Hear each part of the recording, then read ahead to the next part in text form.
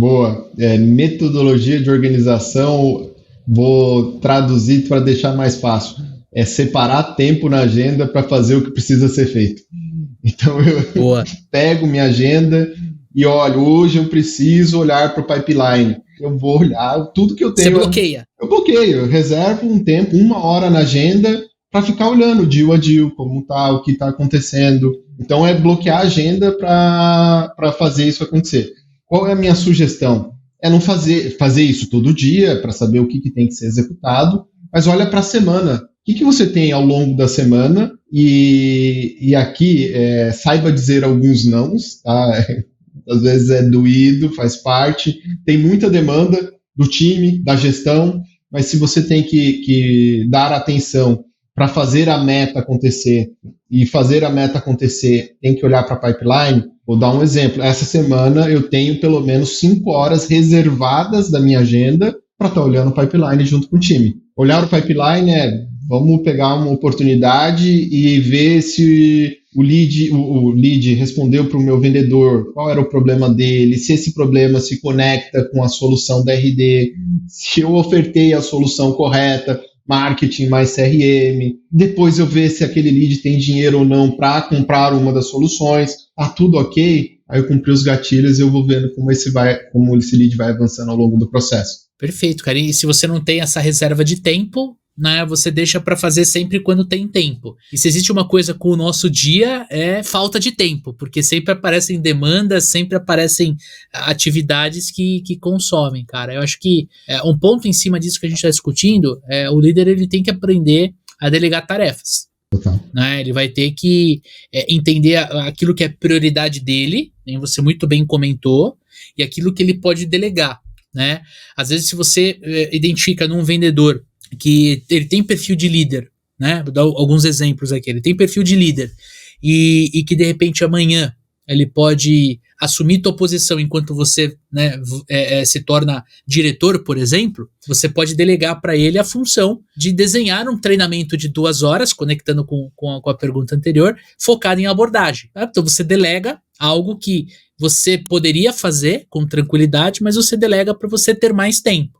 E é muito importante que, quando a gente está falando de prioridade, de delegar, de relacionamento com líder e liderado, é você estabelecer bem expectativas. E as expectativas bem estabelecidas, elas têm que ser claras. Então, assim, se eu estou falando que tem que dobrar a quantidade de prospecção, eu tenho que falar, olha, Daniel, espero que você dobre a quantidade de prospecção. Hoje você faz em média 8 e a minha expectativa é que você faça 16. Tudo bem?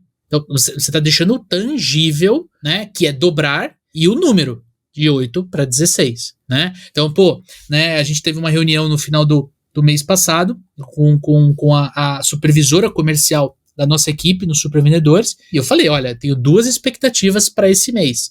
A primeira é X e a segunda é Y. E aí, durante o mês, a gente está soltando vários... Leandro, estou soltando vários conteúdos relacionados a X e a Y. Se a gente não tem essa comunicação clara, né, Ferrúcio? Fica complicado, porque aí vem a comunicação também, cruzando com a primeira pergunta. Eu fico confuso. Mas será que ele falou aquilo? Será que era... Ele falou dobrar, mas ele falou dobrar prospecção. O que eu tenho que fazer? Será que eu tenho que pegar uma lista maior? Ou se eu tenho que ligar mais para a mesma lista, né? Quer dizer, se a gente não deixa claro para o liderado, para a liderada, a gente abre margem para, eu tinha entendido que era aquilo, por isso que eu não entreguei o resultado, né? Então tem que se preocupar com isso, né? Total. E aí entra o ponto de você, né, delegar e acompanhar, né? Tem a diferença do delargar, né? Você dá uma missão para a pessoa no começo do mês, no final do mês, você não acompanhou isso nenhum dia do mês, no final do mês você cobra, né? Daí, de repente, o negócio não está sendo entregue do jeito que você queria, você fala, né? Mas você delargou, bicho, você entregou, não passou, de repente, todas as informações, não fez os acompanhamentos, não deu feedback se estava rolando ou não tinha um indicador para acompanhar, enfim. Né, aí entra o delegar e o delargar, né? E aí, complementando também o que está sendo debatido, gestor faz a gestão de pessoas ali, né? Um gestor comercial, ele vai fazer a gestão do time comercial. né? Então é importante que você tenha na sua agenda espaço para as pessoas, porque a gente cansa de ver, né?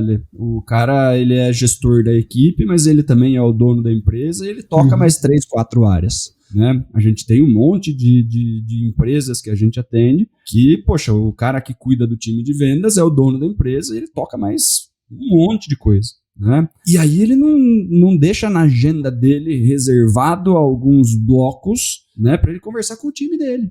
Daí acaba ficando distante do time, né? Como que eu vou desenvolver o meu time se eu não tenho espaço na minha agenda para as pessoas? Eu faço de tudo, né, e cobro o time. Isso não é fazer gestão. Fazer gestão é se aproximar da galera, contornar algumas coisas, ajustar alguns comportamentos, dar feedback, acompanhar os indicadores, corrigir algumas rotas, calibrar um pouquinho o processo, acompanhar, dar feedback, delega as coisas e vamos que vamos para cima da meta. Senão fica aquela coisa, você é gestor, mas só cobra.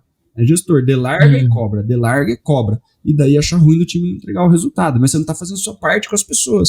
E, de novo, se você não bloquear, se você não tiver tempo na sua agenda para o time, vão surgir outras demandas. Principalmente se você não é só gestor, né? Se você é gestor de mais áreas, né? Que também acontece, né? Ou se você é gestor, mas também é dono da empresa, tem que fazer mais um monte de coisa, dificilmente você vai ter tempo livre e falar, nossa, um buraco na minha agenda, acho que eu vou lá conversar com o time. É prioridade conversar com o time, né? Aí é o que o Ferrugem estava falando, tem coisas que são prioridade. Se você não focar no que é prioridade para chegar no resultado, aí a coisa vai ficar difícil. Não, se você não controla a sua agenda, você será inevitavelmente controlado por ela.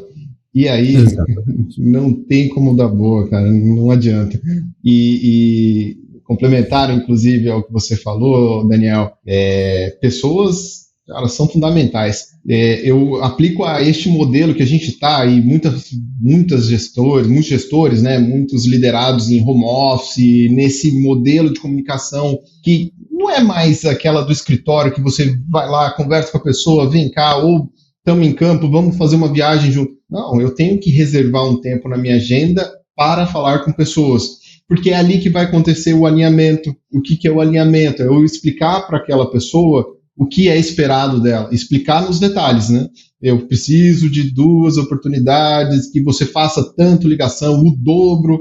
E aí depois, cara, isso é muito clássico, você alinha as expectativas e larga. Não adianta largar. Às vezes você tem que acompanhar o que aconteceu. E a próxima conversa tem que ser, o que aconteceu? Como eu te ajudo? E aí a palavra ajuda vem muito aqui. Não é cobrar. Por que você não fez? Você deveria ter feito.